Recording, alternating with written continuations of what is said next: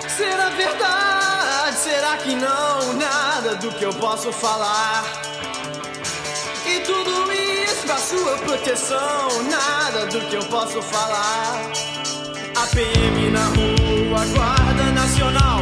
Nosso medo, sua arma, a coisa não tá mal. A instituição está aí pra nossa proteção. E aí, bonitão e aí, bonitona, tudo bom com vocês? Bem-vindos a mais um Historiando Júnior, comigo, professor Ricardo. Galerinha, continuando a questão das ditaduras, nós vamos falar hoje da ditadura militar que começou em 64. Antes da gente falar da ditadura militar que começou em 64, a gente vai tentar aqui dar uma passadinha rápida de como a gente chega na ditadura militar de 64, tá? Vamos lá, nós estudamos a ditadura de Getúlio Vargas, o Estado Novo. Getúlio Vargas sai do poder, entra o Dutra, sai o Dutra, volta Vargas, né? Por incrível que pareça, Vargas se mata, entra o vice dele, Café Filho. Depois sai Café Filho, acaba o governo, entra Juscelino Kubitschek. Juscelino Kubitschek, conhecido por ter construído Brasília, tal, sai Juscelino Kubitschek, entra Jânio Quadros. Jânio Quadros acaba saindo ele abdica, né? Ele renuncia ao cargo de presidente. Galera, o que Jânio Quadros e Juscelino Kubitschek têm em comum? O vice, João Goulart. Para falar de João Goulart, vocês têm que ter assistido aquele videozinho anterior sobre comunismo, tá? E aí a gente começa aqui falando sobre a ditadura militar, os famosos anos de chumbo no Brasil. Vamos lá.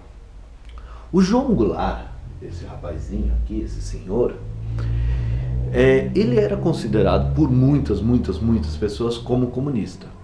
Ele tinha uma ligação realmente bastante grande com os sindicatos, ele tinha uma ligação com grupos de esquerda, ok. Para muitos ele era comunista, legal. Depois de muita luta, um acordo que é feito, enfim, ele consegue tomar o poder e governar, né? Ele era o vice do Jânio Quadros. Se o Jânio Quadros sai, quem tem que governar é ele. Ok, rola um acordo, ele entra no poder. João Goulart está lá no poder e ele faz um discurso, né, lá na Central do Brasil, no Rio de Janeiro, e nesse discurso ele fala de fazer algumas mudanças na forma de governar o Brasil. Fala sobre reforma agrária, reforma tributária, reforma bancária. Cara, se todo mundo achava que esse cara era comunista, ele me fala dessas mudanças, óbvio que todo mundo vai morrer de medo e vai falar, meu, esse cara é comunista. E aí as pessoas vão ficar com medo e vão querer tirar ele do poder. Vamos lá. Com a desculpa de que o então presidente João Goulart era comunista, pois desejava fazer mudanças em nosso país que visavam mais igualdade e democratização dos direitos, acabando com os privilégios de um pequeno grupo, a elite, os militares tiraram o Jango do poder e passaram a governar. Foram apoiados por grupos políticos, meios de comunicação, empresários, parte da população. Achavam, né, que os militares fariam uma operação limpeza, tirando os comunistas de circulação e marcando então novas eleições e instituindo de novo um governo democrático. Como eu disse, todo mundo achava que João Goulart era comunista. Ele faz esse discurso, as pessoas ficam com medo, então acabou a graça de João Goulart, estamos com medo, vamos tirar ele do poder.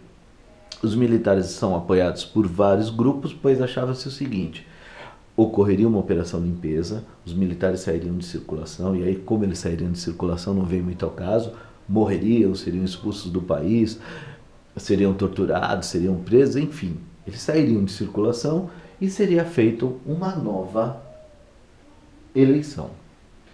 Não foi exatamente assim que aconteceu. A operação limpeza até aconteceu. Os comunistas desapareceram. Contudo, novas eleições não foram marcadas. Os militares gostaram da coisa de governar. E governaram o nosso país com mãos de ferro por mais de 20 anos. Para ser exato, 21 anos. Ok? Gente, na maioria dos países, né, existe uma Constituição, um conjunto de leis. Vocês já estudaram isso. Essa Constituição, esse conjunto de leis, está acima do rei, do presidente, do ministro, do primeiro-ministro, do chanceler, e está acima de todo mundo. Os militares, a primeira coisa que eles fizeram foi cancelar a Constituição. Vamos lá. O governo extinguiu a Constituição e, para governar, criou leis que fossem convenientes às suas vontades e facilitassem a sua forma de governar a partir das suas regras. Criou então os atos institucionais, que eram pacotes de leis. Vamos lá, galerinha. Os militares acabaram com a Constituição e criaram pacotes de leis. Esses pacotes de leis eram, é óbvio, eram feitas leis convenientes à forma deles governarem, né? Ou seja, esse pacote de leis legalizava o governo militar. Esses pacotes de leis ficaram conhecidos como atos institucionais, e aí tinha a abreviação, né? AI-1, AI-2, AI-3, AI-4 e o terrível AI-5. No AI-1, logo de começo, eles tinham o direito de anular os direitos políticos de qualquer cidadão, permitir ao governo controlar jornais, rádios, sindicatos, entidades estudantis, bem como qualquer grupo que se opusesse ao governo. Gente, disse lá que teve o AI-1, AI-2, AI-3, AI-4. O AI-5 foi terrível. O AI-5 decretava estado de sítio. O AI-5 acabava com o direito de habeas corpus. Vamos explicar isso. Estado de sítio. Basicamente, o que é estado de sítio? As pessoas, por exemplo, um dos exemplos que fica mais claro, estado de sítio. A partir das 10 da noite as pessoas não podem estar nas ruas. Se eu estiver andando na rua, eu tenho que estar, por exemplo, com a minha carteira de trabalho, provar que eu trabalho numa escola, que eu sou professor e que eu dou aula até às 11 da noite. Então eu tenho uma desculpa para estar na rua aquele horário. Vai ter uma reunião no colégio, eu tenho que estar com uma carta da escola explicando que eu estava numa reunião e por aí fora. Senão, podem achar que eu estava comunista, que eu sou comunista, que eu estava fazendo uma conspiração, enfim. A coisa é meio doida.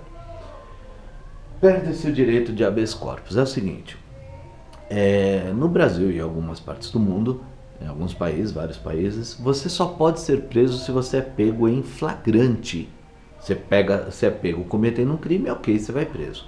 Se você não for preso cometendo um crime, você primeiro, assim, né? O que diz a lei? Todo mundo é inocente até que se prove o contrário. Então se o cara lá falar, ó, ele matou não sei quem, então primeiro a gente tem que provar que ele matou. Com o fim do habeas corpus é o seguinte, a polícia achava que tinha que prender alguém, prendia, torturava, batia e por aí afora. Então não tinha mais primeiro você é inocente, não, agora você é culpado e você vai ter que arranjar um jeito de provar que você é inocente. A censura. Havia no país uma rígida censura, né? Os meios de comunicação passaram a ser vigiados e só podiam ser divulgados conteúdos aprovados pelo regime. Música, programas de rádio, TV, textos de jornais e revistas, qualquer tipo de manifestação cultural era submetida à censura. Aqui tem uma imagem, né, do Estadão. O Estadão era um desses jornais que inicialmente apoiaram o golpe militar, mas depois que eles viram que os militares continuariam no poder, eles ficaram contra o regime militar. E aí, como uma forma de protesto, o que o Estadão fazia? Toda vez que eles tinham alguma matéria que era censurada, que não podia ao ar, o que o Estadão fazia? Botava aqui uma imagem de um monstro. Ou então, aqui, né, uma imagem de um monstro, então eles colocavam receita de bolo. Brinca-se que na época nunca se fez tanta comida quanto aquela época, porque era tanta coisa censurada que o que mais tinha no Estadão era receita de bolo. Brasil, ame ou deixe-o. Esse foi o slogan do Brasil na época, né? Os militares tentavam esconder as coisas ruins que aconteciam no Brasil, que eram muitas, e não era só violência, mas questões econômicas, por exemplo, né? A situação econômica do nosso país ia muito mal, dívida externa, as finanças, inflação enorme e tal.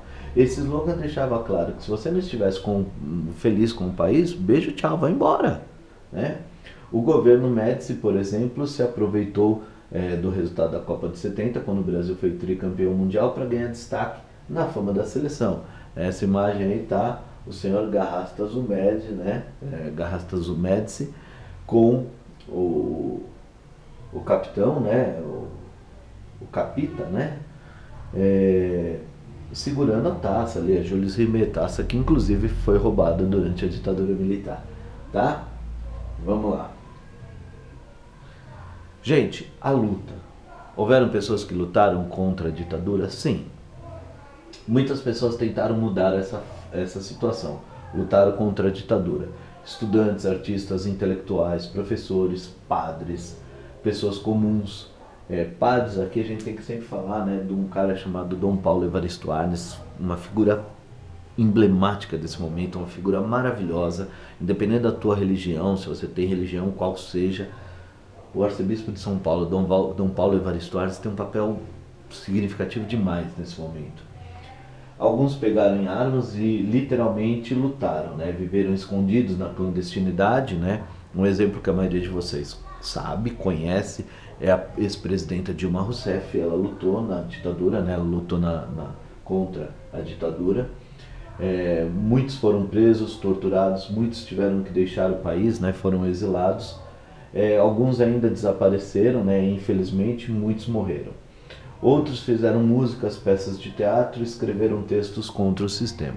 Coloquei aqui um trecho, né, da música O Bêbado e Equilibrista, que ficou imortalizada na voz da Elis Regina, né? Meu Brasil que sonha com a volta do irmão do Enfio, com tanta gente que partiu, num rabo de foguete. Chora nossa pátria mãe gentil, choram Marias e Clarices no solo do Brasil. O irmão do Enfio era o Betinho, que foi embora do Brasil, né? Foi exilado. E todo mundo queria que ele voltasse, como a Maria dos Exilados, a gente queria que voltasse.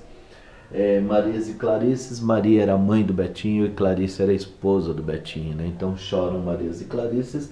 Ele é um exemplo de muita coisa, né? De muita coisa que aconteceu. Ele foi um que recebeu uma música, mas foram centenas. Se eu não me engano, foram 288 mortos nessa história. Vamos lá. Por fim, nós vamos ter a anistia, que é o direito de quem tinha ido embora voltar, né? Quem estava preso também ia ser solto. Voto direto, enfim, a democracia, né? Que as pessoas lutaram nas ruas pelo direito de votar, ficou conhecido como direta já, né? Nos anos 80 as coisas começaram a mudar, a ditadura parecia sair do eixo, manifestações, greves e passeatas começaram a pipocar pelo país. A luta por voto direto para presidente começava a ganhar as ruas, campos, fábricas e construções. A anistia é feita e os exilados, que eram os presos políticos, podiam enfim voltar ao país. Sem forças e sem razão de ser, a ditadura finalmente chega ao fim em 1985. Aqui tem uma faixa do movimento das diretas já, né? Que aconteceu em 82, a luta dos brasileiros para votar para presidente. E aqui a democracia corintiana, né? O Esporte Clube Corinthians Paulista foi um time que entrou nessa onda da democracia. Tem aqui, né, dá para ver bem o Casagrande, muitos jogadores do Corinthians entraram nessa. Essa faixa aí é sensacional, uma porrada na cara da ditadura. Eles dizem, ganhando ou perdendo, mas com democracia. Ou seja, não importava ganhar ou perder, o que importava era que todos tivessem direito. Gente, dessa forma acaba a matéria da prova de vocês. Beijo, tchau. Fui.